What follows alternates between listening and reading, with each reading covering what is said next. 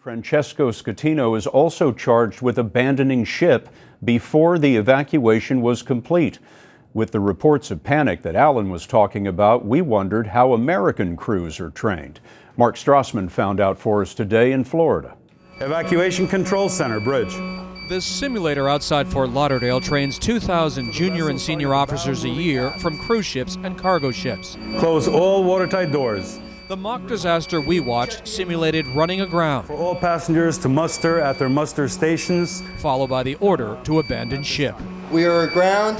Jerry Pinnell, a sea captain for 13 years, directs the training. How important is the captain's role at that point? Everybody's going to be looking to the captain to make the decisions that need to be made in a timely manner.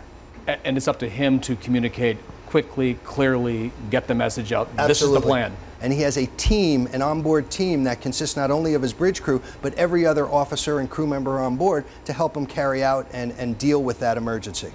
Cruise ships around the world are supposed to follow minimum safety codes established by the International Maritime Organization, an arm of the UN. The codes include numbers of lifeboats and life jackets and a requirement to stage a lifeboat drill within at least 24 hours of departure. But enforcement varies, depending on the ship's home port and the country in which it's registered. Full stop on the engines. And while officers receive extensive training like this, the hundreds of waiters, maids, and support staff get only 2 weeks of basic safety training. Another challenge is communication. Cruise ship staff comes from many countries. So they are communicating in a crisis, remind you, in a secondary language.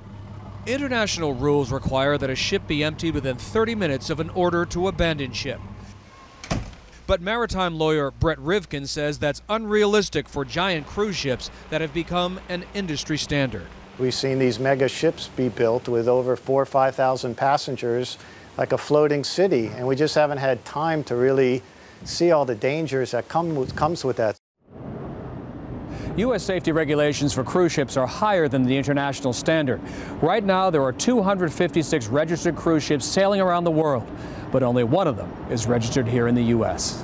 Scott? The Costa Concordia hadn't had its lifeboat drilled because it hadn't been underway for 24 hours when the accident happened. Mark, thanks very much.